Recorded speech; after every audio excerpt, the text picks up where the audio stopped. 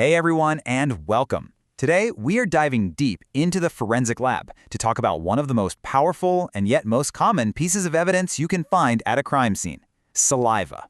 Yeah, I know, it's usually invisible, but you'd be amazed at the story it can tell. So let's get into it. Okay, so let's set the scene. You've got investigators combing through every inch of a crime scene. They're looking for all the usual suspects, right? Fingerprints, hairs, fibers. But what if the most important clue of all is something you can't even see? What do you think is the most frequently overlooked piece of evidence? You guessed it, it's saliva. And here's a wild fact for you. The average person, that means you and me, we produce up to 1.5 liters of the stuff every single day. That is a ton of potential evidence just waiting to be found. So what is it about this everyday bodily fluid that makes it a forensic goldmine? I mean, how can something so common be such a huge deal in an investigation? Well, to figure that out, we've got to look at what it's made of. Now, if you look at saliva, it seems pretty boring at first. It's 99% water. But here's the thing. The entire forensic case, everything we're about to talk about, it all hinges on what's hiding in that tiny remaining 1%. That little slice is packed with proteins, enzymes, and most importantly, cells that are rich with DNA. And inside that 1%, the absolute star of the show for forensic scientists is an enzyme called alpha amylase.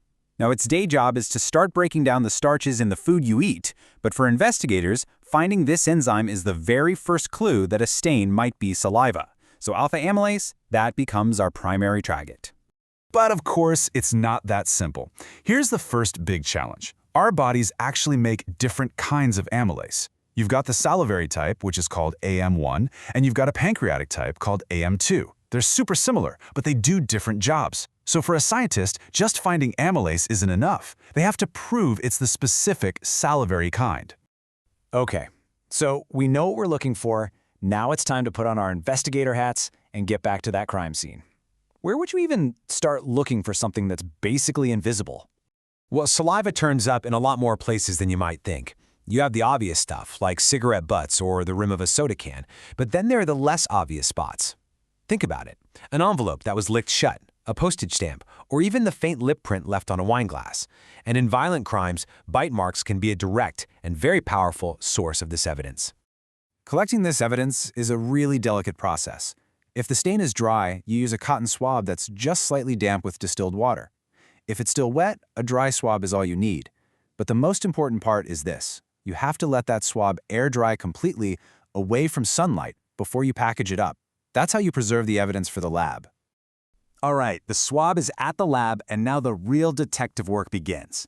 The very first thing they'll do is something called a presumptive test. Now, this isn't about getting a final definitive answer. It's more like a quick screening to see if we're even on the right path.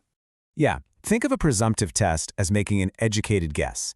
It's designed to see if there's any amylase activity in the sample. So it can tell you, hey, there's an enzyme here breaking down starch. But it can't tell you if that enzyme came from a human, a dog, or even a piece of fruit. It just gives you a maybe. So one of the classic old-school tests is the starch iodine test. It's actually pretty simple. First, you get a little bit of the sample off the swab. Then you mix it into a solution that has starch in it, and you just wait a few minutes. Finally, you add a drop of iodine. And here's the part that's kind of cool and a little backwards. If your solution turns a deep dark blue, that's actually a negative result. Why? Because it means the starch is still there for the iodine to react with. The amylase didn't do its job. But if there's no color change at all, that's your positive. It means the amylase was there and it ate up all the starch before the iodine had a chance. So we might have saliva. But you know, a maybe is not going to hold up in a courtroom. To get from we think it's saliva to we know it's saliva, we need to bring in the heavy hitters, the confirmatory tests. This is really the crucial question for the whole investigation. We have a positive screening test, but now we have to prove, beyond a shadow of a doubt, that this amylase came from a human's mouth. So how on earth do you do that? Well, the answer lies in a piece of technology that's probably more familiar than you think. The most common confirmatory tests today work on a principle that's a lot like a modern home pregnancy test. Seriously. Okay, let's get technical for just a second. The method is called an immunochromatographic assay. Basically, these are little test kits that contain antibodies, and these antibodies are engineered to do one thing and one thing only: find and grab onto the human salivary alpha amylase. They'll completely ignore amylase from any other source. It's that specific. And reading these things couldn't be easier. If 2 lines show up, one for the test and one for the control, boom. That's a definite positive for human saliva. If you only get the one control line, the test is negative, but you know the test strip worked correctly. There's no guesswork here, just a clear, clean answer. And if you want to know just how far this tech has come, get this. These modern kits are so incredibly sensitive, they can get a positive result from as little as a single microliter of saliva. That's an amount so tiny you'd never, ever see it. And it doesn't even stop there. Beyond these rapid kits, scientists have some even more advanced tools. There are RNA-based tests that look for genes that are only switched on in our salivary glands. And another method called ELISA uses a similar antibody reaction that results in a color change to confirm amylase. The forensic toolbox is just getting deeper and more powerful all the time. When you boil it all down, this whole process is about one thing. It's about the journey from a simple possibility to a scientific certainty. It's about how a tiny, invisible stain on a cigarette can become the key piece of evidence that tells the whole story. And that's the true power of forensic science.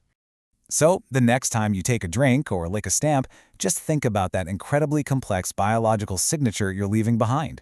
It really makes you wonder, doesn't it? What other invisible clues are we all leaving behind every single day without even knowing it?